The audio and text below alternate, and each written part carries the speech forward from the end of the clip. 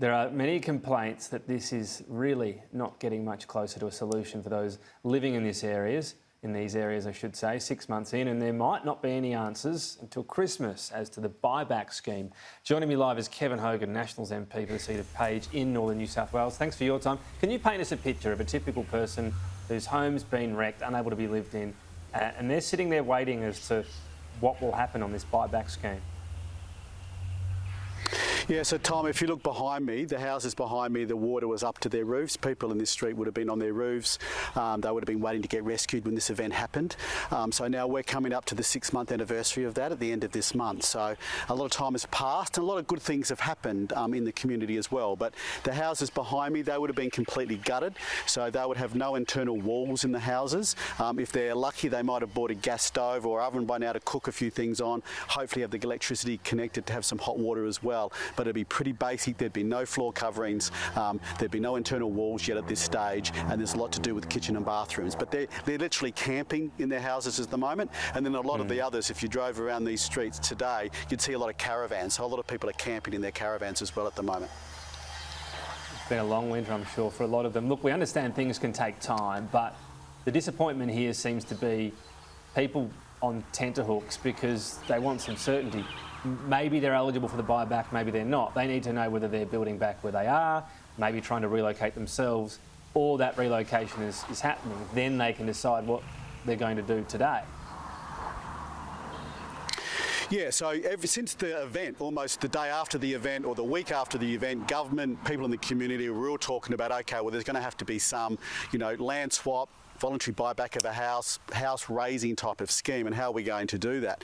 And you'll remember at the same time, this event that hit here in Lismore in northern New South Wales and was into Queensland as well. Now the Queensland government already from that same event on the same day have done a deal with the federal government where we funded 50-50, which when we're in government, we funded a 50-50 buyback scheme. So they've already gone to the federal government and said, we need to enter into a scheme like this. So I was always expecting, and why I was disappointed from the inquiry there, the report on the independent inquiry yesterday, they've said, yes, of course you should do that, and of course we should do that.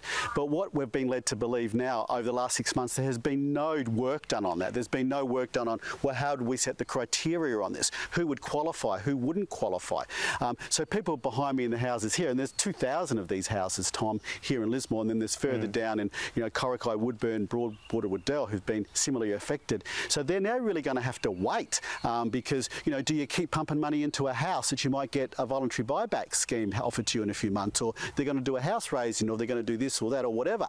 So the people now are literally going to have to, a lot of people are going to have to sit and wait, and now for another 3, 4, 5, 6 months before they can make really important decisions on their family home. So look, I'm very disappointed that there hasn't been more work done up till now on how a scheme like this would work.